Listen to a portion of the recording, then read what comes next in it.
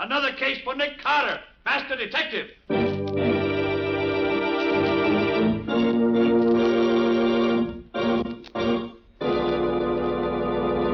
Yes, it's another case for that most famous of all manhunters, the detective whose ability at solving crime is unequaled in the history of detective fiction, Nick Carter, Master Detective. Tonight's curious adventure... The body on the slab. For Nick Carter and the mystery of the missing husband.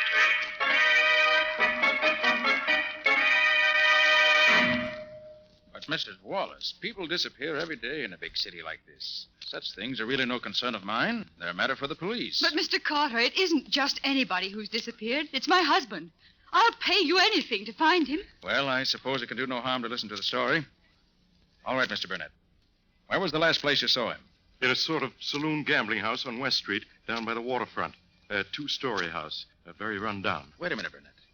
That wouldn't be the place that's run by a one-legged soldier they call Bill. Oh, so you know it, do you? Certainly do. By reputation, at least. Here. I want you to look at this picture. You recognize it? Yes, that's the place I'm talking about. I thought so. Mrs. Wallace, I'll take the case. Oh, Mr. Carter, I knew you would. Yes, I have a score to settle with that old rat with a wooden leg, and this may be my chance to do it. All right, Mr. Burnett. Let me have all the details. Well, Vernon, that's Vernon Wallace, my friend, Vernon and I had been making a night of it, and we ended up at this Bill's place. How did you happen to go there? Well, Vernon had heard that it was a great place for a fast poker game, and he was determined to try it. I'd heard it was a pretty tough place, and I attempted to talk him out of it, but I couldn't do it. So about 1:30 or 2 o'clock this morning, we went down there. We were the only ones there. To make a long story short, Vernon and that old guy who owns the place got into a game, and no matter what the old guy did, Vernon won. I was afraid for him in a dive like that, and I tried to get him to quit and go home with me. But he refused. He told me to get out and leave him alone. And Vernon hasn't been home since then. And he hasn't been seen anywhere since then. Afraid that he never left that place alive. Well, I see. The place to start looking for clues is certainly the old soldier's tavern. I'm going down there tonight. I know enough tricks with cards so that I can be sure of winning. And maybe old Pegleg will try to treat me as he treated Vernon Wallace.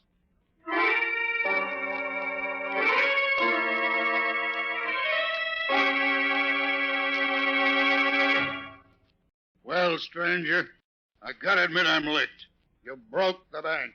Yes, luck's been with me ever since I sat down here. Well, it's getting late. I've got to be getting home. How about a drink before you go, stranger? You'll not refuse me that. Why, no. I'll have a drink with you. But only one. Sure. One'll be okay. Hey, Mike, 2 beers and make it snappy. Yeah, coming up. You won all my money tonight, stranger, but I don't harbor no ill feelings. Nice of you. You won fair and square, and that's all there is to it. Here's your beer. Here you are, stranger. Drink hearty. Excuse me, stranger. I'll be back before you can shake a stick. Well, that's all right. I'll enjoy my drink while you're gone.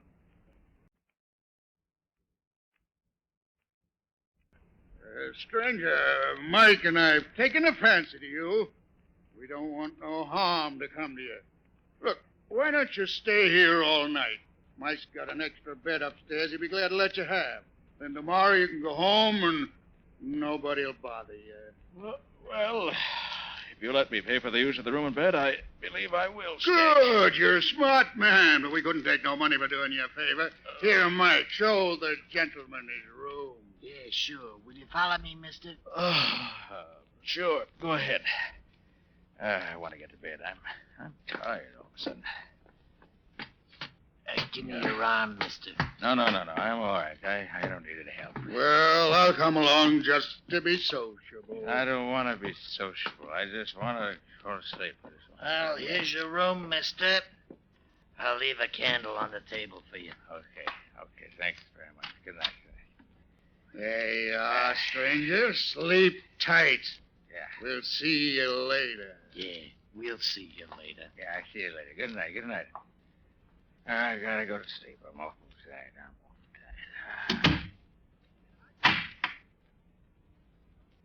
Well, got myself into this easy enough. Hope I'll find it as easy to get out again when the time comes. No light, but a candle. Well, it'll do to give me a look around. Let's look at this bed. It doesn't look too comfortable. But... Oh. Blood. Let's see. The man were lying on this bed. That blood is just about where a dagger would go through his heart. If the man were drunk enough or had been drugged, he'd never know what hit him. Well, let's look a little around here. I wonder what's in this closet. Uh-huh. Locked. Well, that won't keep me out long. Not as long as I still have my keys with me. Try this one. No. This one does it. Well, this is interesting. Old clothes. Here's a vest with blood on it. And here's a shirt and a jacket. Both of them bloody. Unquestionably, these came from some of the victims. Well, nothing to do now but wait for that one-legged scoundrel and his pal to make the next move. Well, I guess I'll be safe if I merely sit on the edge of the bed now. Oh, yes, I won't need this candle anymore either. Now to wait for them. Oh, there they come.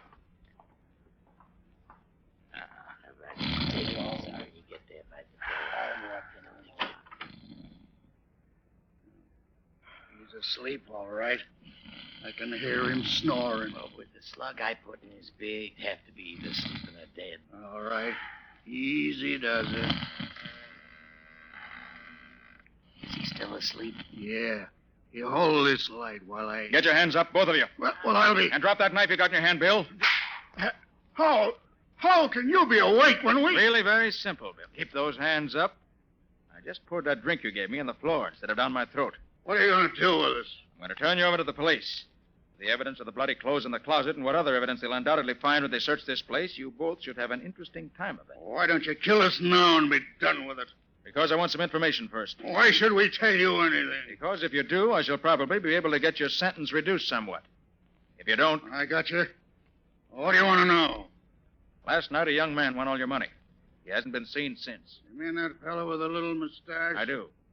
You murder him the way you tried to murder me? I didn't do nothing with him. Maybe I wanted to, but I didn't. Isn't it a fact that this chap's friend tried to get him to leave you and go home?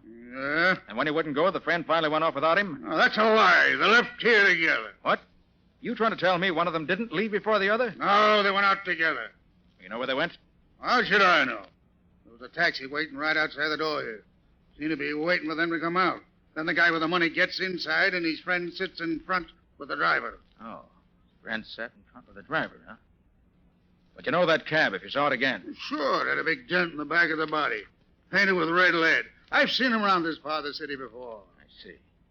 Well, Bill, as soon as I can turn you and your pal over to the law, I'll have Penny find that taxi with the dent in the back. Trail seems to lead direct to him.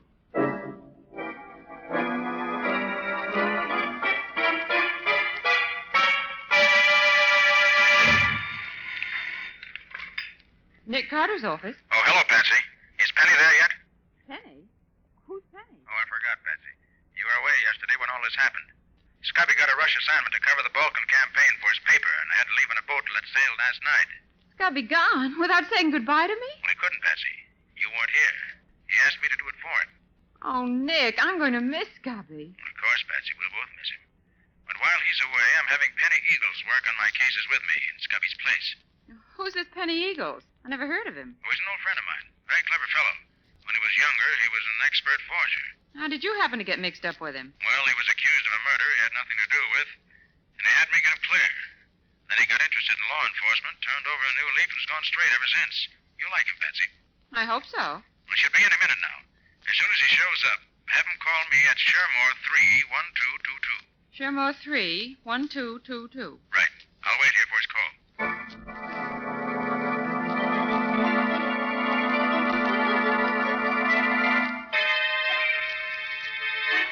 You're right, Penny. That's the taxi we're looking for. And I know that driver. You do? Yes. John Hagan, ex-convict and confidence man. Friend of yours? Hardly. Seen him in court several times, but he's never seen me. What's he been doing since you've been watching him? Well, all afternoon and the early part of this evening, he's acted like any other cabbie. Taking whatever fares he could get. But the latter part of the evening, he's been fussy about who rides in his cab. How do you mean? Well, I've seen several parties try to take his cab. But all he's picked up in the last 2 hours were 2 drunks, and oh, were they pie-eyed. I see. I think I know what he's looking for, Benny. And I'm going to give him just the kind of a passenger I think he wants. Wish me luck. But, Nick, what are you going to do? Well, so long, old fella. I gotta be getting home now. I'll see you tomorrow, maybe, huh? Okay. So long, but don't take any wooden nickels. Okay, pal, that's fine. Don't take a wooden nickel. I had to. Hey, taxi, mister? Huh? Taxi? Taxi, Hey, mister? what do I want a taxi for? I got a Well, car a of my friend own. of yours I- told me to come for you and take you home. Oh, a friend of mine. Yeah. Oh, and I saw it. Okay, where's the door? I can't find Hey, what's out. the address, mister? The address? It's the corner of 2nd and 5th. And don't bother me anymore, bud. I gotta get me some sleep. Okay, sir. drive on, McDuff.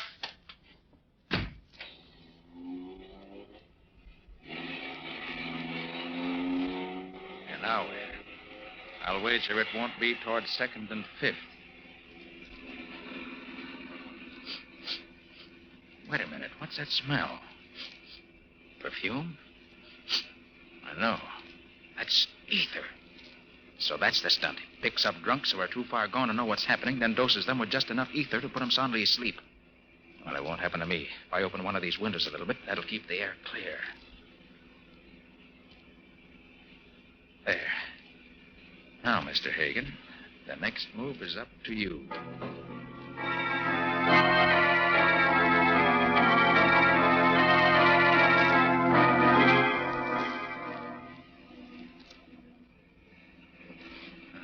Certainly plenty deserted, way out here. Wonder how much further we're going. I better get this window shut again so he won't suspect anything.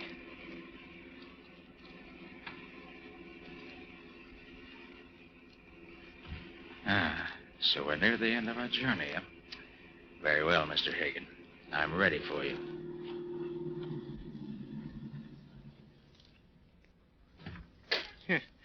Sleeping like a babe, ain't you? Well, let's see what you got in your pockets. Then I'll dump Make you out. a move, Hagen, and I'll Hey. blow your brains out. What the... Who the deuce are you? I'm a detective. See this? Well, what you want with me? I wanted to find out what your scheme was, and I found out.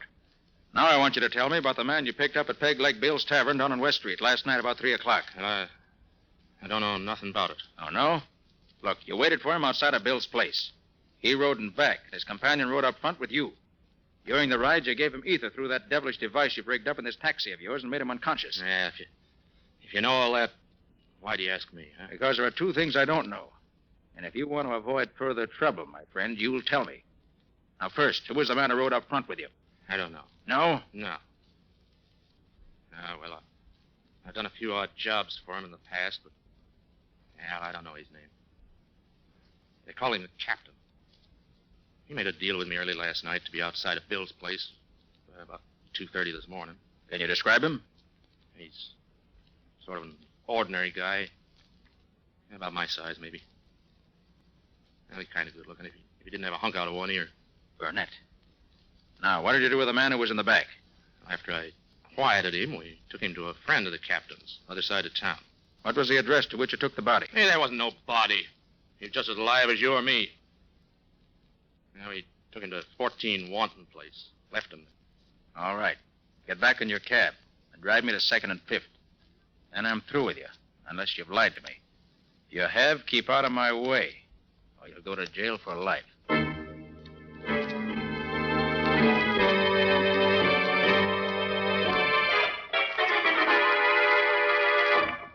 This is where Mrs. Wallace lives, Patsy.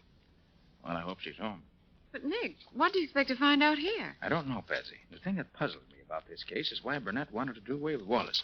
The bell, will you? Mm-hmm. It wasn't the money that Wallace won that tempted Burnett, as he could have taken that while Wallace was unconscious. No, there's a stronger reason. And you hope Mrs. Wallace can throw some light on it. I hope so, Patsy. If she can only help me that way. Oh, hello, Mr. Carter. Won't you come in? Thank you, Mrs. Wallace. May I present my assistant, Patsy Bowen? How do you do, Miss Hello, Bowen? Mrs. Wallace. Please sit down. Thank you. Thank you. Tell me, Mr. Carter, have you found out anything about my husband? Well, nothing definite, I'm sorry to say. We have learned, though, that he fell into bad hands, but we don't know what happened to him after that. Oh, Arthur assured me you'd find out the truth if anyone could.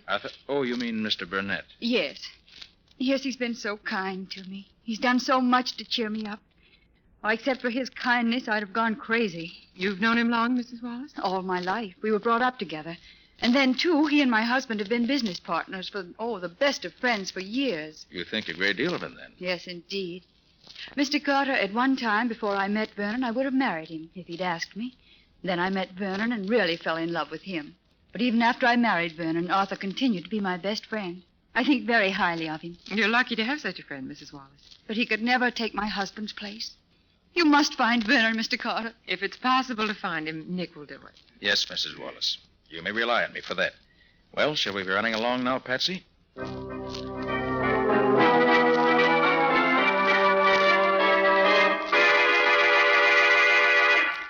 Where did you say you're calling from, Penny? I'm at a pay station near the house where Hagen left Wallace that night. It's owned by a queer old character they call the Weasel. He works in a crematory about a mile down the road. I see. Well, Hagen's story seems to be straight enough. A couple of guys in a saloon near here says they saw the Weasel and another guy carrying a man-sized bundle into the Weasel's place about daybreak a couple of mornings ago. And it hasn't come out again, as far as I can find out. Well, did you learn anything about the firm of Wallace and Burnett? Yeah, I picked up a lot of rumors, Nick, but not many facts. Here's how it goes. Burnett ruins the firm and throws the blame on Wallace. And those who know don't think that Burnett lost much money when the firm failed, but Wallace did. So I was right. What else? Well, Burnett was the one who started Wallace gambling and drinking. Wallace is a nice guy, but he seems to be the weak sister. But nobody seems to know what Burnett's got against him. Well, by putting together what Mrs. Wallace told us and what you've learned, Penny, I think I begin to see the answer. I think that... Hold it, Nick. The guy who looks like Burnett is going into the Weasel's place. Good. Don't let him get away from you, Penny. I'll meet you there as soon as I can.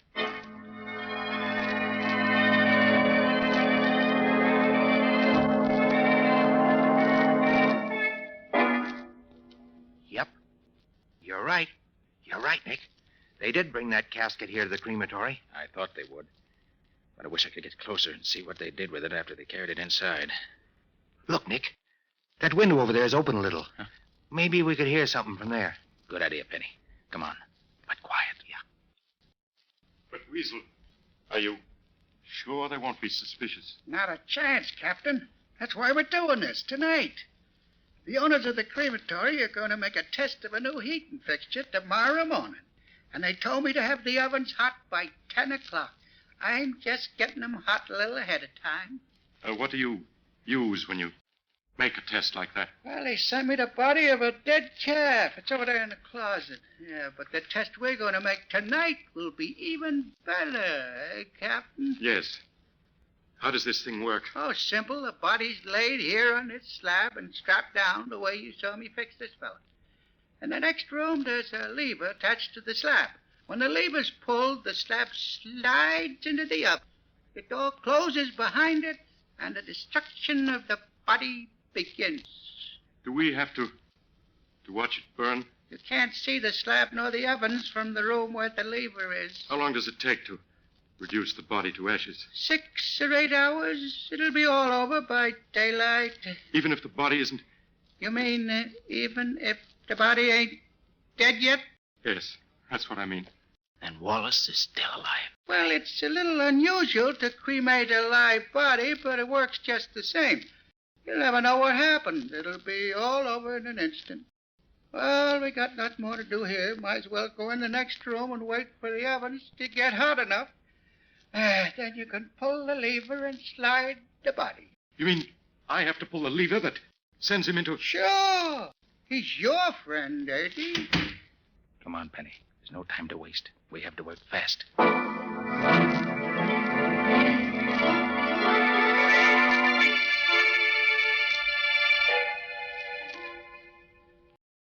Mr. Burnett to see you, Nick. Oh, yes. Come in, Mr. Burnett. I just want to take enough of your time to tell you that Vernon Wallace's body was found last night. Really? Where was it? Floating in the river. Mrs. Wallace has identified it by a ring and certain other articles found on the body. Must have been a terrible blow to her. She's badly broken up, naturally. But I hope to be able to console her, in part at least, for her great loss. I'm sure you will. Will this repay you for your trouble? Oh, amply, Mr. Burnett. And thank you. Good. Good day, Mr. Carter. Good day, Mr. Burnett. But if you think I'm going to drop this case now, Mr. Burnett, you're crazy.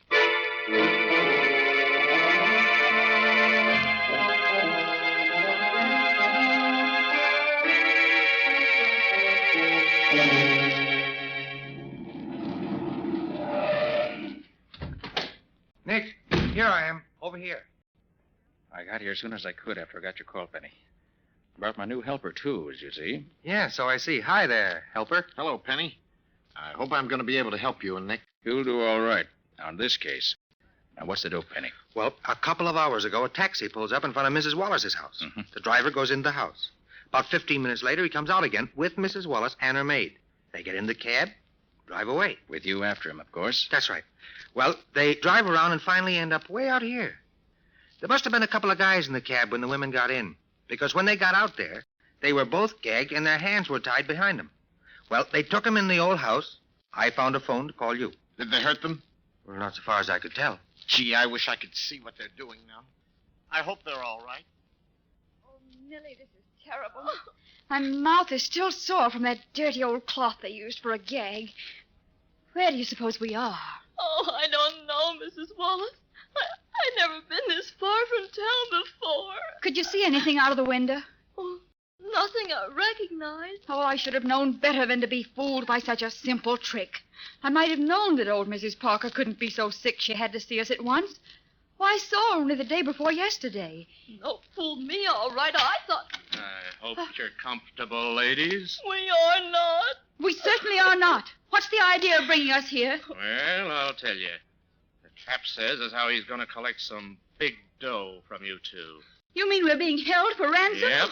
Well, how much money do you want? Well, the chap says he won't take less than $50,000.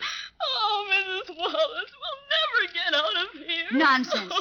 He must be insane to expect me to pay him that amount of money. Well, he says he won't take a cent less. Well, he won't get it. Never. And he's a dangerous man. You better not get him mad at you. I'll be back at 8 o'clock tonight for your answer.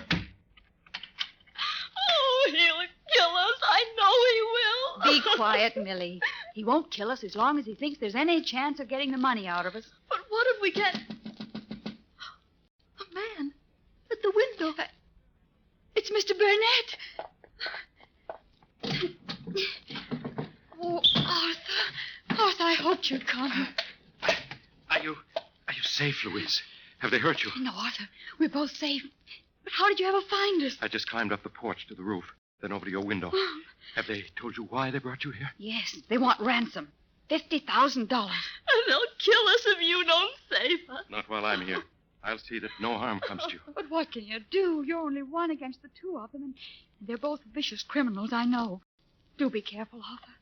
Louise, if I save you from these rats, do you think that you... Ask me later, Arthur. Not now, please. Very well, if you say so.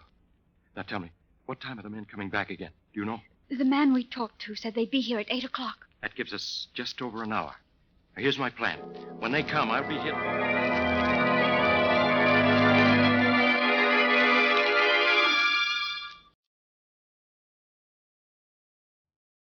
Now, you each know what you're supposed to do, don't you? Sure, Nicky, sure. You know, this ought to be fun. I haven't played cops and robbers since I was a kid. Same here. This should be good. Well, I hope you two aren't disappointed. But you can't tell about these things. So watch your step, both of you.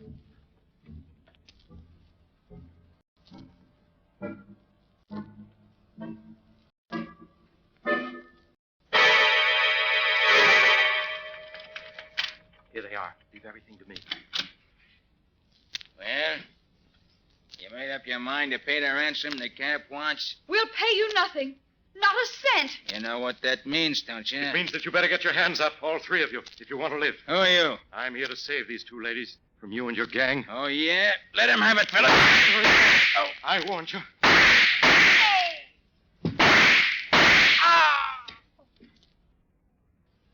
Arthur, you've killed them all. It's their own fault. I warned them. Oh, you were wonderful, Arthur. Arthur, are you hurt? No, Louise, dear.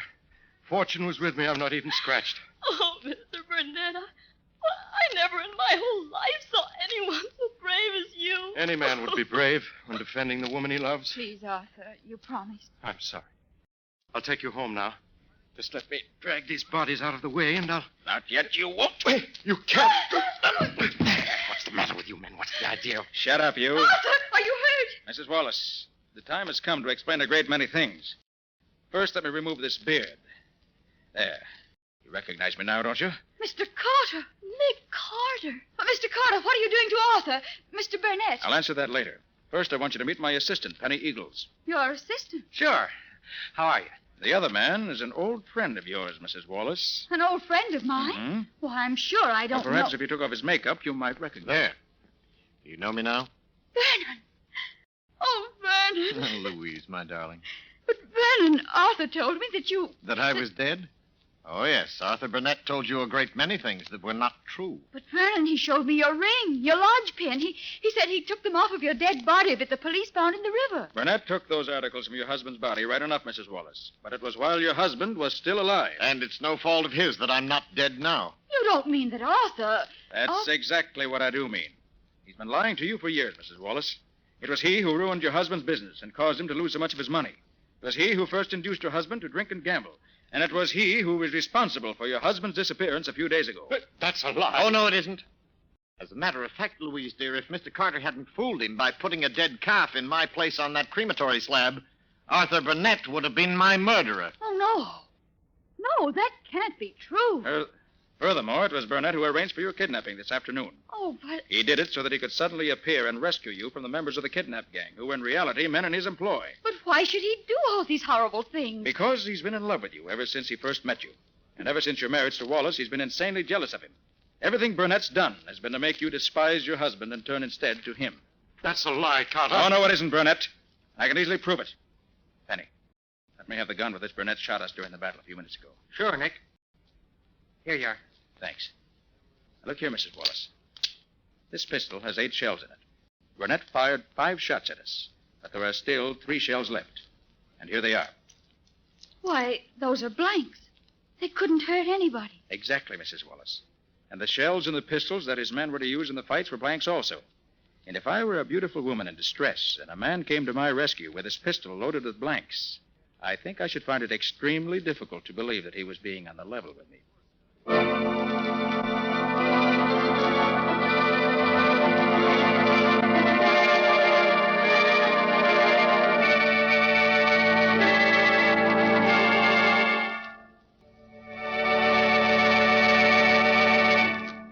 That was another strange experience of Nick Carter, Master Detective, called The Body on the Slab, or Nick Carter and the Mystery of the Missing Husband. Another of the curious adventures of Nick Carter, which are brought to you regularly at the same time by WOR Mutual. And now, Nick, how about a few hints on next week's story? It's a story of a body which was washed up on the beach, tied up in a sack. And the only identifying mark on the body was one of Nick's cards. I had to solve that murder to prove I didn't do it myself. And I found that the real culprit was the killer who used a clue that pointed directly to him to prove that he couldn't have done it. And the killer tried to drown both Nick and myself when the chase got too warm for comfort. But as you can easily see, he didn't succeed. So long until next week. So long, folks. And so long to you and Nick for now, Patsy. In the strange adventure you have just heard, Nick Carter was impersonated by Lon Clark, Patsy by Helen Choate. Original music was played by Lou White. The entire production was written and directed by Jock McGregor.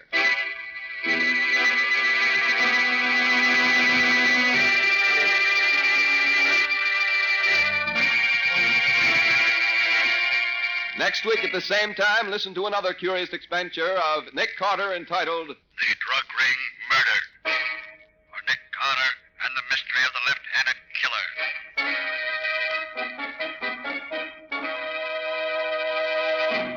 This story is a copyrighted feature of Street and Smith Publications, Incorporated.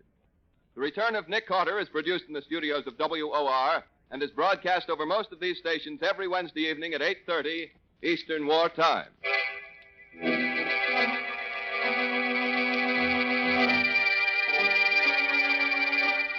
This is Mutual.